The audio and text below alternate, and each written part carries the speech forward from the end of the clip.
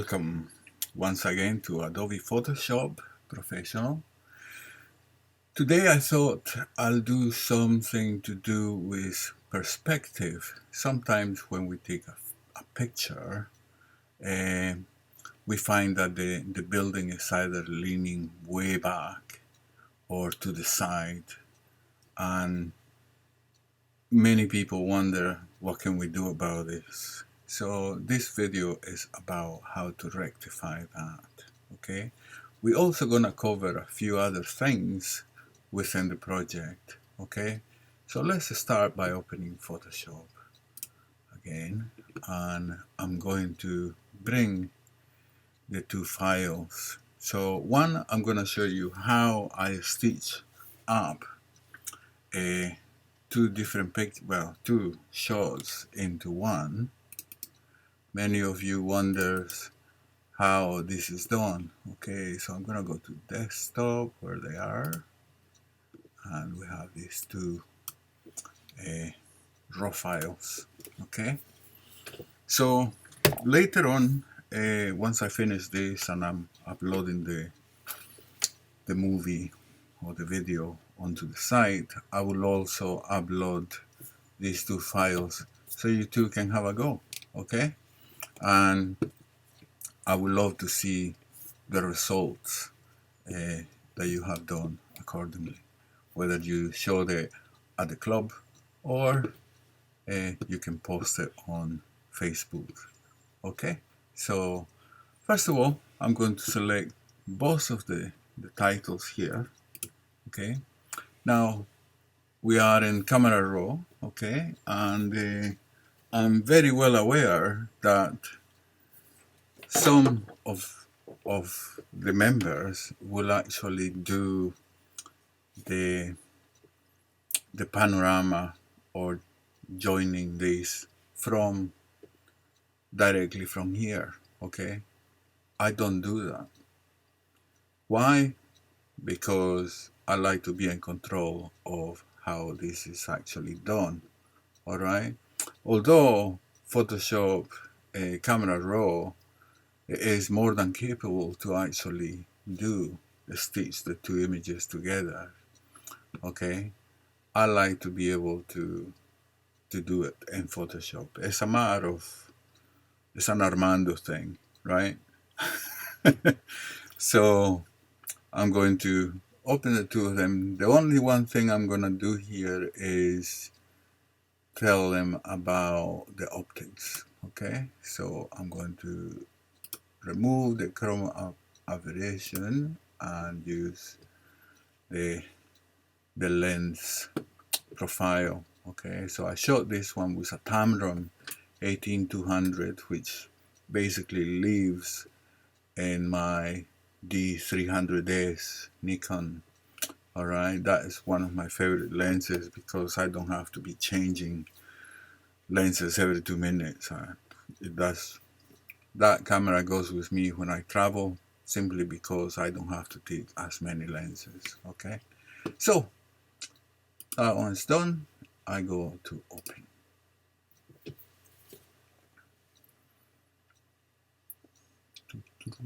Okay, so it opens the two files. All right, and from here I'm going to go into file automate. All right, and then in here, like, you can do batch, you can do PDF, create a droplet. I'm gonna do a droplet for you so you can see what it does. It's actually very handy because you can convert a file to something else without having to open Photoshop. There's my cat. Okay, so we go to photo merge. All right, so in here you have different types of stitching that you can do. All right, and what we're gonna do is we're gonna add the open files. We're going to apply all of this. All right, and then we're gonna click OK. So likewise, I mean, I'm showing you what Photoshop is capable of, and also letting you see what options you have to stitch an image, and what other things you can actually do. So this is basically a square photograph um, in two halves. So there is the house, and you can see that it's leaning back and onto the left. Okay, so we are going to make sure that this is up 90 degrees. Okay, and these selected areas that you see here is Photoshop adding the extra bits according to what is on the surroundings. So I'm gonna bring the keyboard for you to see, because I'm terrible with shortcuts. There we go. So I'm gonna put it over here, and I'm going to go Control or Command D. All right, and that is D for deselect. All right, so it gets rid of the selection. Yes, I'm aware that it's a little bit of that and that, but we need to crop it as well. So the shortcut for cropping is the letter C. All right, and then you get this. All right, and what we do is basically just bring it up to there,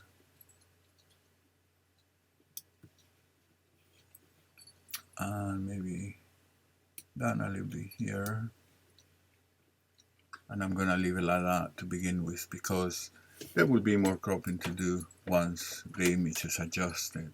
Okay, so I press enter, and that just applies the cropping to that.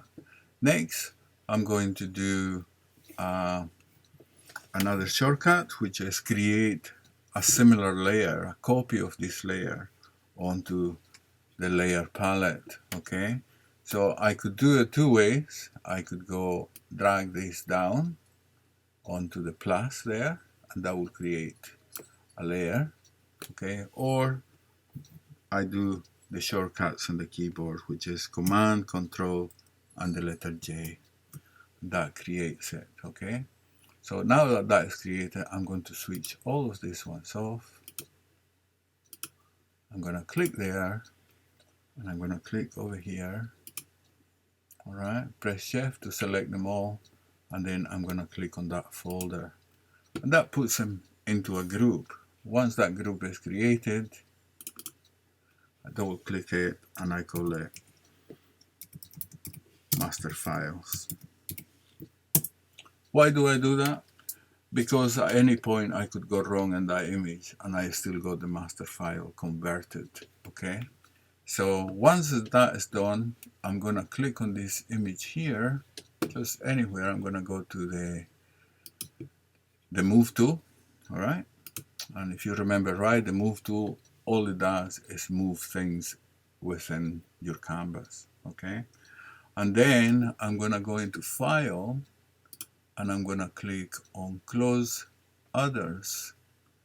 Right, so it will close other windows that are open. I'm going to play here, apply to all, and I'm gonna close and don't save, because I don't want to save any changes to the original images. Okay, all I'm working with is what I have in this canvas. All right, so I'm going to go and call this file here. We're gonna save it, and we're gonna press Ctrl S. All right, I'm going to save it on the desktop.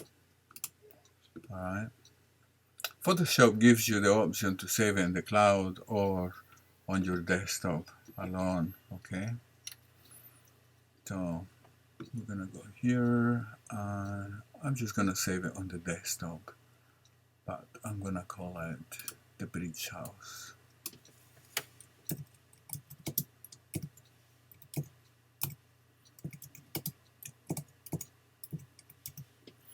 All right, and it's saved as a Photoshop file. Take this thing off because it's restricting. Okay. So The next thing we're going to do, that is saved, and we're going to go here and we're going to bring the guidelines. Okay, the guidelines, I'm going to move it to this edge here of the building so that you can see the amount of leaning that it is in the building. All right, so it's quite a bit. All right, and I put it on 3 places. I put it in there, one there, one there, and one there. Okay, so what we need to do is to move the building this way. Okay, so for that I'm gonna go into the navigator and I'm going to put 50%. All right, I like to see the edges of the file that I'm working with, because sometimes, depending what you do, it goes outside the image. So we're gonna go to transform. I think it's layer transform, isn't it? Layer.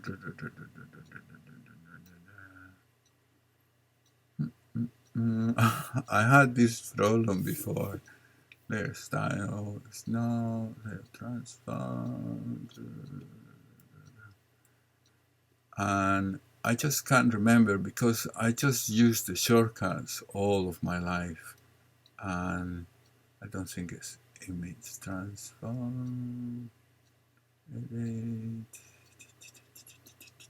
Anyway, I'm sure if I select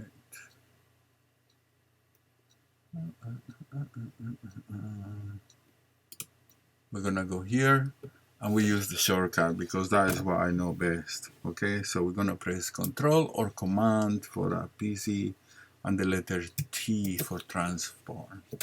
Okay, so once we get this here, this notches here allows you to increase the size or do all sorts of things within this layer. All right, so we're gonna come inside this layer and we're going to right click.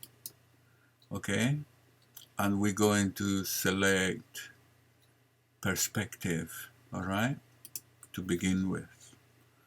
So perspective is going to help us bring the building forward. So we start from the top rather than the bottom, because if we start at the bottom, it will push the building farther backwards. Okay, so we click and hold and pull sideways. All right, and you can see the building moving forward. All right, so yes, the gap is increasing, and I will say at about 2.5 degrees is plenty. All right, then I'm going to come back here and right click again, and this time I'm going to skew the building. All right, and I'm going to go that way. Okay, left, I mean to the right. Okay, and we're going to skew it this way. All right, so until we get more or less straight in there. So straight here, but it's off here. So we're going to go down here and skew it that little bit that way. All right, excellent. So I'm taking the reading from here.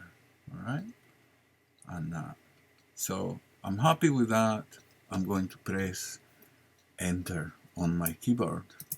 All right, and that takes that. So now that we have that, we are going to crop the image. There is a tiny little bit here that I could fill it up with the stamp tool, but instead I'm just gonna crop that section there. And the reason I need to crop this image is because if I was to do something else, it's not gonna give me a perfect square image. For example, if I take it into a camera raw, you will find it under filters, and it's camera raw, or it will be a Command Control Shift and the letter A. So on the menus you will find all all these ones on the right hand side is the shortcuts for your keyboard in order to access anything on here. Okay, so we're gonna go to camera raw just to show you, and there we go. So the reason, in order to have the image correctly exposed in camera raw, it needs to be cropped. Okay, so I'm going to say cancel that, come in here, and on the keyboard we're gonna press the letter C, just the letter C for crop. Okay, and then we got these angles here. So what I need to do is just move this a tiny fraction into, just like that.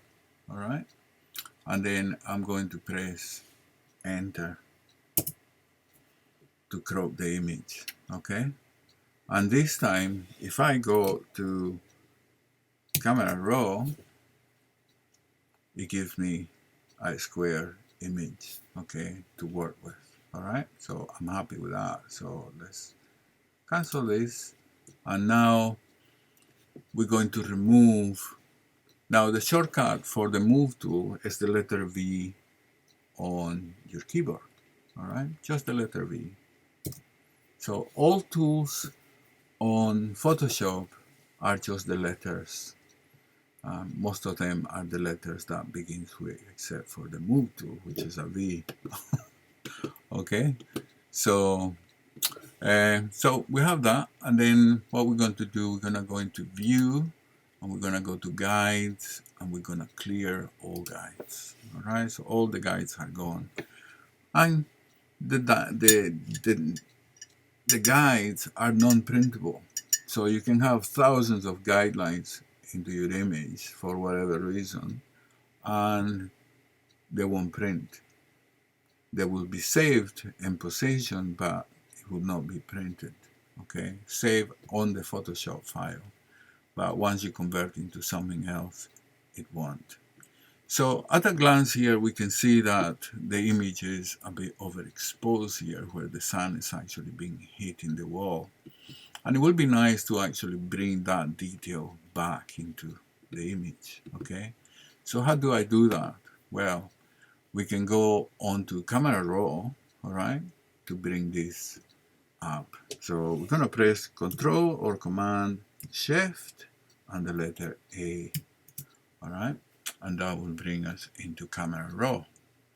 I'm going to move this keyboard over here a little bit, all right, and we're going to go on here, right, this button here, masking, all right, so we're gonna click there, and we're going to select the sky, for example. This is brilliant because before you had to go with the brush in here and between all these little nook and crannies there, okay? So, but now we just click there and Photoshop selects the sky, all right, as best as it can, all right? So in here, we're going to adjust the exposure of the sky and bring a bit of color. Now, whenever I'm adjusting anything, I get rid of the highlights. All right, it's just the way I do it. You don't have to do that. What I tell you is to actually play with it. Get used to your style of doing things. I'm not here to tell you this is the way you're gonna have to do it. All right, I'm just showing you how I do things and give you an idea of what you can do.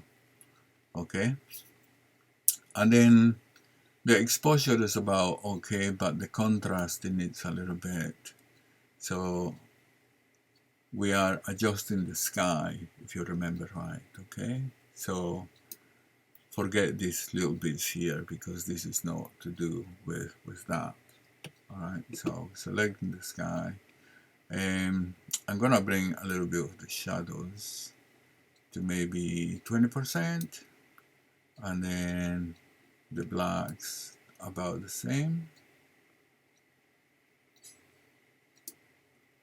And now I control the whites, maybe in a bit at 10%.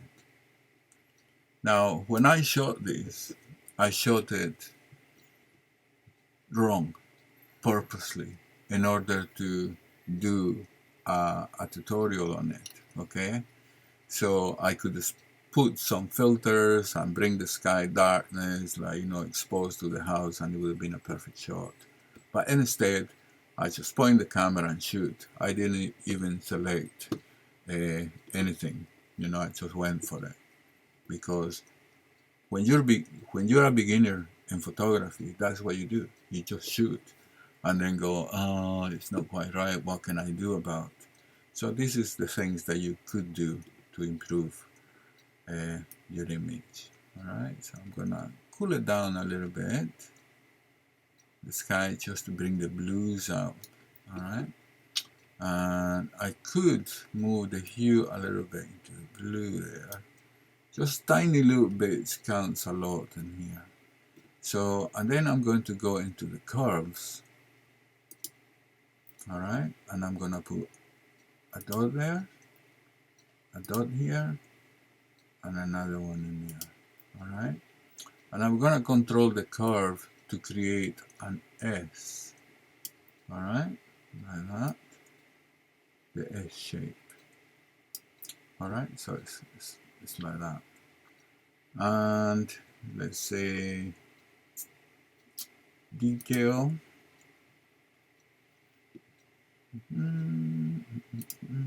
Effects, I would say dehaze a little bit. So let's bring that back in focus. I just apply little bits like that. 10 is too much, about 5 would be fine with me.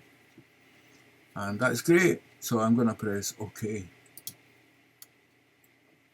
All right, so that is, the sky is done. Okay.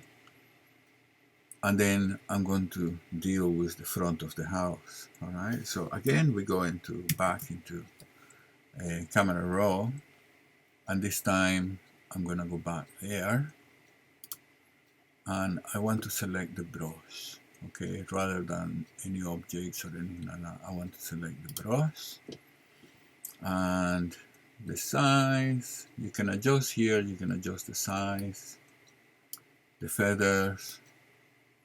Feathering means if you have 0 feather, it's a solid, sharp edge in the brush, all right?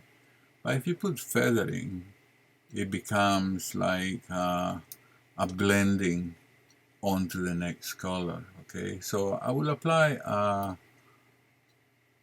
15% blend on that, okay? Or feather in this occasion, flow, everything else is fine. And what I'm gonna do on the sides, if we press the left square bracket on your keyboard, it reduces the size of the brush. All right, so I'm going to increase it a little bit, put it in here like that, and I'm gonna press in there, doink, and I'm gonna press Shift on my keyboard to do a straight line selection of that. All right, and then I let go, and I can do the rest freehand. All right, or as close as we can to that. What happens if, for example, somebody come and bumps your hand and you go oops like that? What happens if you do that? Well, you can go to subtract over here and select brush, and likewise you can just remove that little bit there, and you can make it more precise, the selection as well. So in this case we can go down the window here and just make sure that we select things and reduce the size of the brush so that you have much better control. Oh, sorry, we're going to go to add brush, and we're going to select that. All right, like this. anything that is exposed, we want to correct, and they are, overexposed. And we could do with maybe the pillar in the window here to be done there. Obviously, I'm just doing this fairly quick, but yourself can take more time on doing this. But I'm just doing this for the benefit of video. Alright, and I'm going to select this part here, maybe reduce that a little bit.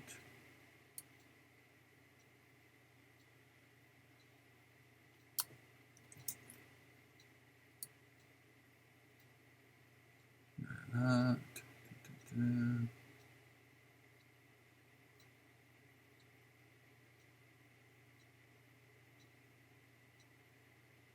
Some photographers use a Wacom board and a pen. It's similar to an iPad. With Apple, if you go an iPad, you can use your iPad if you connect it onto your main iMac, and you can use the iPad as your drawing tablet. Bet you didn't know that. And so I would say, yeah, it's about there. Just to bring the detail in. Right. And we'll do the windows as well, but I'll show you a wee trick as we're at it, okay? So we can bring that there.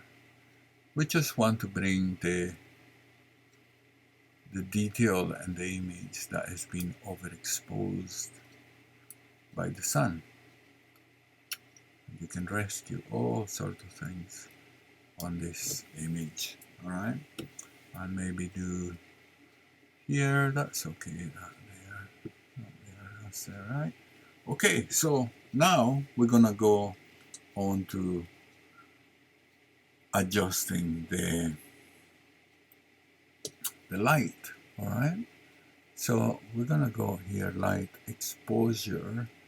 We're gonna click there, and yes, the red masking disappear to allow us to see how the exposure is going to affect the image. All right, so I'm going to reduce it by 25% and increase the contrast, decrease the contrast, sorry, to bring everything into here. Get shots of the highlights totally. All right, that brings the brickwork out. And if we applied a little bit of shadows and black into it, okay, white, let's reduce the white a bit just to bring the wall out a bit with the rest of the building. You could do that in here as well if you so wish. Alright, I just wanted to show you what you could do with that.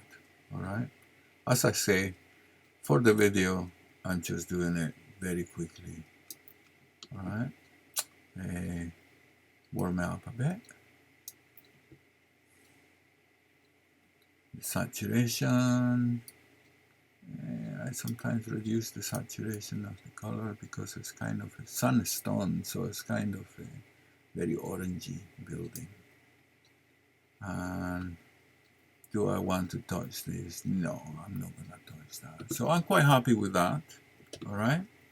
So while I had applied all these settings to the wall, all right, I can actually come here now onto the window, see the reflection there. And I would like to play about with this window here, with the glass mainly, and bring the colors there, okay?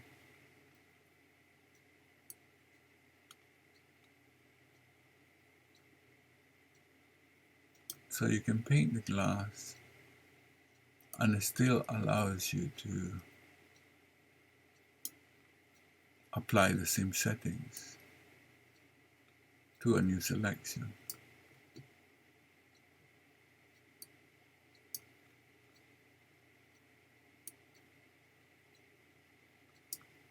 right?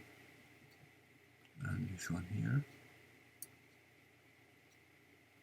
And as I say, you can spend a long time doing this, depending what you want to do. Let's just cancel that. So I press there Command or Control Z to undo.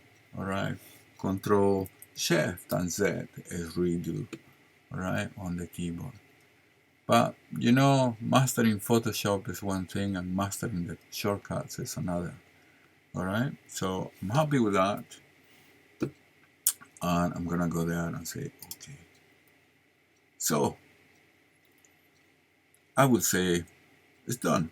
Okay, we corrected that. As I say, you can spend more time correcting this color here and do it. But then, you know, is how much is it going to be? So the longer the video, the longer it takes to upload. So this is some of the things you can do. Now, most photographers like to put, this is my photograph, and they put their watermark on it, okay? Now, I have created my watermark as a brush, all right?